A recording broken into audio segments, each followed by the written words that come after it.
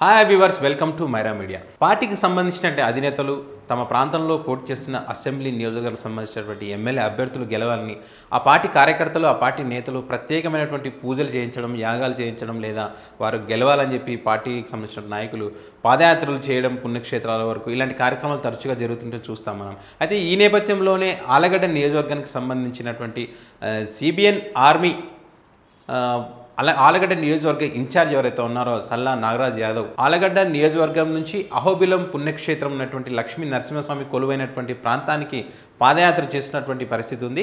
ఒకసారి మన ఆ విజువల్స్ కూడా మనం ఇక్కడ చూడొచ్చు.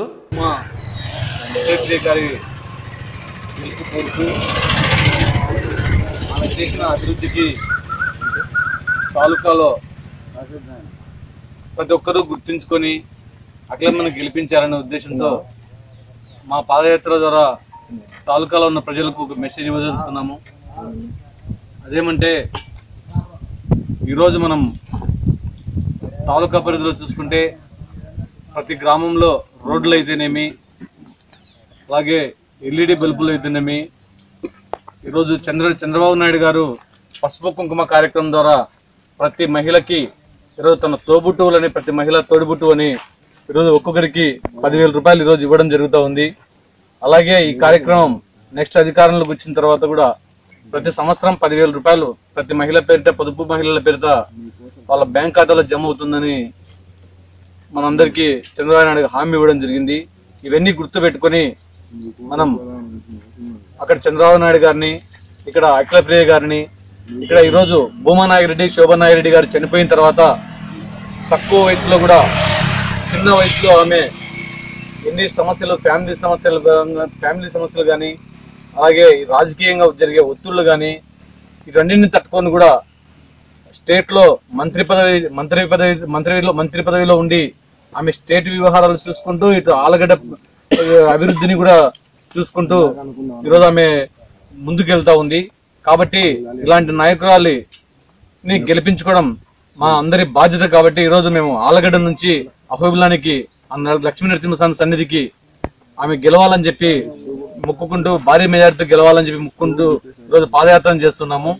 జై భూమా నాగిరెడ్డి నాయకత్వం, నాయకత్వం, జై భూమా.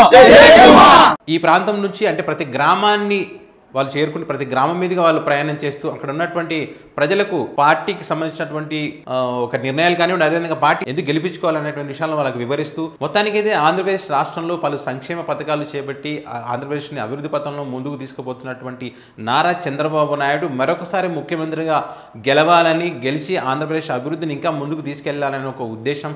అదేవిధంగా ఆలగడ్డ నియోజకవర్గానికి సంబంధించి అతి చిన్న వయసులోనే మంత్రి పదవి చేపట్టి పలు సంక్షేమ పథకాలు చేసి ఆ ఆలగడ్డ నియోజకవర్గాన్ని అభివృద్ధి పథంలో ముందుకు నడిపించినటువంటి భూమా అఖిలప్రియ ఎమ్మెల్యేగా గెలవాలని చెప్పేసి అక్కడి నుంచి పాదయాత్ర చేస్తూ అహోబిలం నరసింహస్వామి క్షేత్రానికి చేరుకొని ప్రత్యేక పూజలు చేస్తున్నట్టుగా వాళ్ళు తెలియజేసినటువంటి పరిస్థితి ఉంది. మొత్తం మీద చూస్తే కనుక ఈ అభిమానులు, కార్యకర్తలు చేసేటువంటి యాత్రలు కానీ, పూజలు కానీ, ఇలాంటి పాదయాత్రలు కానీ ఎంతవరకు ఫలిస్తాయి ఏంటి అనేది మాత్రం వచ్చే ఎన్నికల్లో తేలే అవకాశం అయితే ఉంది. మొత్తానికి అక్కడ రాజకీయ వాతావరణం ఎలా ఉంది, ఆలగడ్డ నియోజకవర్గంలో మరి ఇప్పుడు గంగుల, భూమా ఈ కుటుంబాల మధ్య పోటీ ఎలా ఉండబోతుంది అనేటువంటిది ఒకసారి మనం పరిశీలిస్తే కనుక గత కొన్ని రోజులుగా భూమా అఖిలప్రియ స్థానికంగా నియోజకవర్గంలోనే ఉంటూ ప్రజల కష్టసుఖాలు తెలుసుకుంటూ ప్రభుత్వం నుంచి వచ్చేటువంటి సంక్షేమ పథకాలు కానీ, అదేవిధంగా భవిష్యత్తులో జరగబోయేటువంటి అభివృద్ధి పథకాలు కానీ, అభివృద్ధి సంక్షేమ పథకాలు ఎలా ఉండబోతుంది వీటన్నిటి గురించి వివరిస్తూ తను గెలవాల్సిన అవసరం ఎందుకు ఉంది ఏంటి అనేది కూడా ప్రజలకు తెలియజేస్తూ ప్రతి గ్రామంలో ఒక ప్రచార జోరును పెంచుతూ కార్యకర్తల్లో, పార్టీ శ్రేణుల్లో ఒక జోష్ నింపే ప్రయత్నం అయితే ఇప్పటికే భూమా అఖిలప్రియ చేసినట్టుగా మనకు తెలుస్తూ ఉంది. అయితే ఆమెకున్నటువంటి తల్లిదండ్రులు ఇంతకుముందు గతంలో ఎవరైతే భూమా ఫ్యామిలీ నుంచి అంటే అఖిలప్రియ తల్లిదండ్రులు ఎవరైతే ఉన్నారో వాళ్ళ నుంచి వచ్చినటువంటి వాళ్ళు చేసిన మంచి పనులు కానీ, అదేవిధంగా వాళ్ళకు ఉన్నటువంటి మద్దతు కానీ ఇప్పుడు అఖిలప్రియకు లభిస్తున్నటువంటి పరిస్థితి ఉంది. ఇంకొకటి ఏంటంటే ఆమెకు తల్లిదండ్రులు ఇద్దరూ లేకపోవడం, ఒంటరిది అయిపోయింది అన్నటువంటి ఒక సింపతి కూడా కొంచెం వర్కౌట్ అయ్యే అవకాశాలు కనిపిస్తున్నట్టుగా మనకు తెలుస్తూ ఉంది.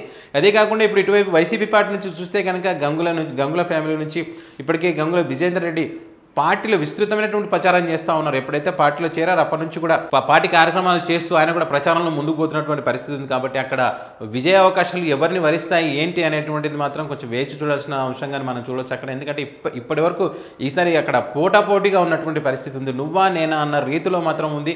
కొంత ఇప్పుడు ఏప్రిల్ 11న ఎలక్షన్లు జరగబోతున్నాయి, మే 23న ఫలితాలు రాబోతున్నాయి. ఆ ఫలితాల్లో మరి ఇప్పుడు ఎవరైతే కార్యకర్తలు వీళ్ళంతా పాదయాత్రలు చేస్తున్నారో ఆ పాదయాత్రల ప్రతిఫలం మరి అహోబిల నరసింహస్వామి ప్రత్యేక పూజలు చేసి ఆయన ఆశీస్సులు ఉంటాయని చెప్పుకున్నటువంటి వీళ్ళ పూజల యొక్క ప్రతిఫలం మరి ఆ రోజు తేలే అవకాశం అయితే ఉంది. ఎవరు గెలుస్తారో ఎవరు ఓడిపోతారో అనేటువంటిది మాత్రం ఫలితాల తర్వాత తెలుస్తుంది. సో ఈ వీడియో కనుక మీకు నచ్చినట్లయితే లైక్ చేయండి, షేర్ చేయండి, మీ అభిప్రాయాలను కామెంట్ రూపంలో తెలియజేయండి. ఇలాంటి లేటెస్ట్ అప్డేట్స్ మీరు పొందాలనుకుంటే మా మైరా మీడియా ఛానల్ సబ్స్క్రైబ్ చేయడం మాత్రం మర్చిపోదు. Thanks for watching.